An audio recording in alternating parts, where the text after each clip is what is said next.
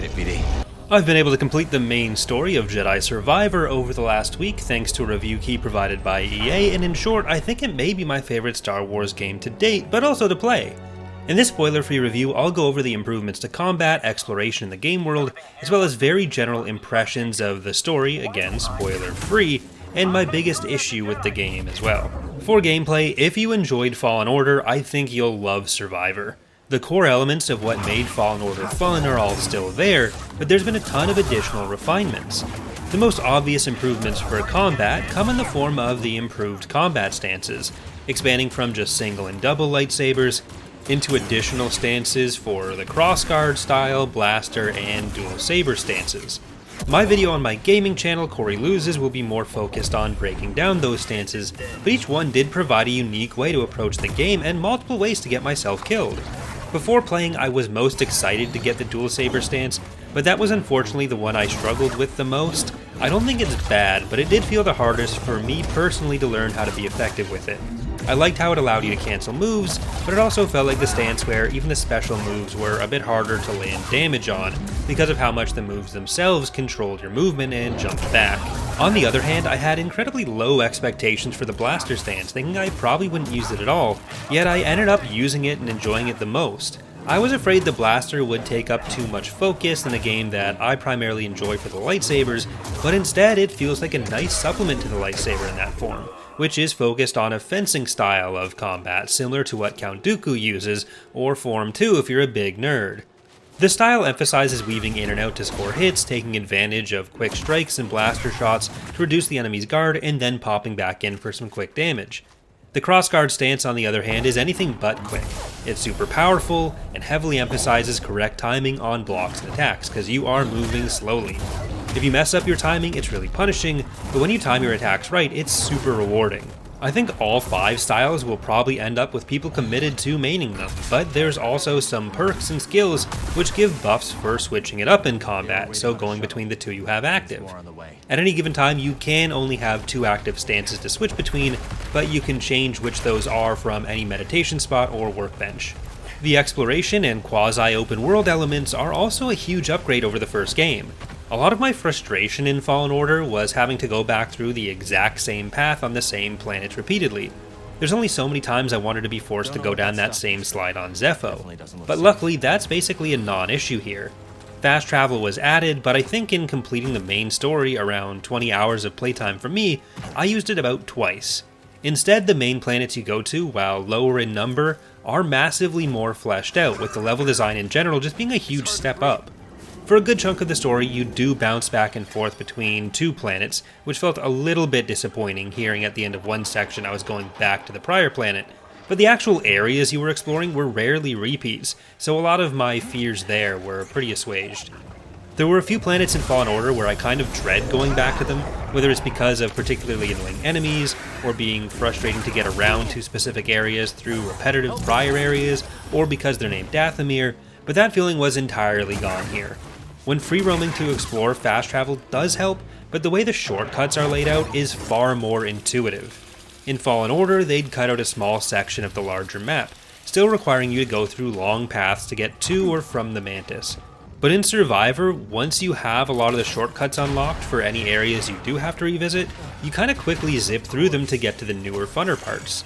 Do be careful and make sure you get all the way through a shortcut you're unlocking before you turn around and continue exploring though.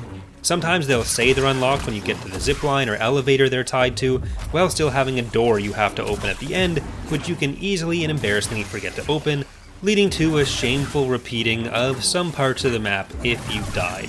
In general though, there's just more ways to interact with the world. Fallen Order felt a little bit lifeless. You're just running around alone, killing enemies and eviscerating wildlife in a way that raises concerns for Cal's mental health. But in Survivor, the galaxy, particularly the new planet Kobo, feels a lot more alive, though animals still very much aren't after meeting Cal. You're able to bring people together from across Kobo and some other planets to the outpost on Kobo, with some having unique shops for the game's vast array of cosmetics, new tracks to play in a pretty important cantina, and even a few mini-games. There's a pretty wide variety of side quests or puzzle rooms, including helping locals, and a much more in-depth version of the first game's hunt for bounty hunters. Completing the main storyline while taking you through a lot of the game world still leaves a pretty massive amount of exploration and content on the table. There's a few hints Cal gives to other stuff you could be doing that you can still access in the post-game, so I'm still excited to go back and try some of that. I tried not to do too much of it so I'd have something fresh for my stream playthrough, but I did enough to be pretty confident that this content feels rewarding to seek out and complete. In the category of making the game world feel more alive, the biggest thing to me was large sections of the story which had you pair up with an ally, and that's great because I get lonely pretty easily. Fallen Order had some really strong character work, but it felt like you had a great story beat, then some gameplay, then some story, then some gameplay, and so on. But the ally sections tie everything together really well. It's like the part in Fallen Order on Dathomir where Merrin is coming back after the Malicos fight, and she's talking to you a bit as you go through the world, but sometimes there's hours-long stretches of gameplay with this happening, with dialogue and character moments built right in, and rather than just kind of popping around, the allied character is walking around with you, helping in fights, and you can even give them specific targets. It'd be pretty hard to overstate how much I enjoyed those sections of the game. With Cal having been so powerful at the end of Fallen Order, one of my questions was how progression would feel. And despite a stronger starting position, you're still getting new ways to interact with the world throughout the game, on top of a massively expanded system of perks and skill upgrades. There's one skill tree per stance, plus multiple force power trees and a survival tree.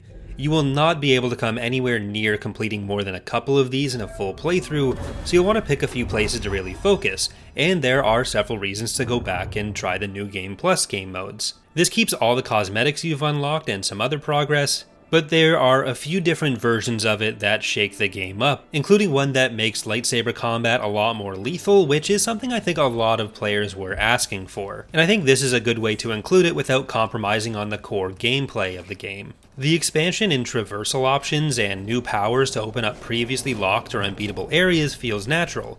Though being an expansion over Fallen Order, there's a few places where some of the new skills can feel like it may be going a little far. For the story, I again won't be spoiling anything plot related, but if you want to avoid knowing anything at all going in, feel free to skip the next section using the video chapters, and I'll just say story good.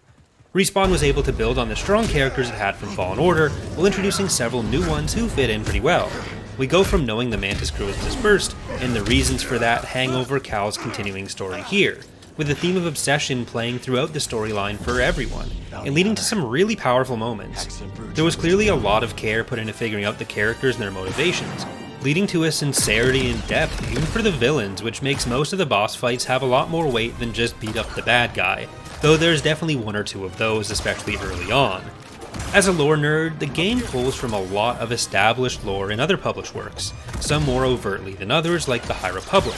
So there's more than a few moments where I was pleasantly surprised to see some things pop up, but which won't detract from your enjoyment if you don't know they're already from something else, and I think that is the right balance to have.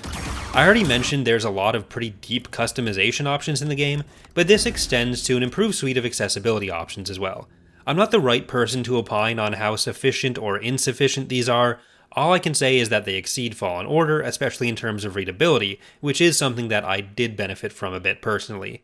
There are plenty of other reviewers specializing in those accessibility topics, so I recommend listening to someone more informed than me if you are looking for information on that.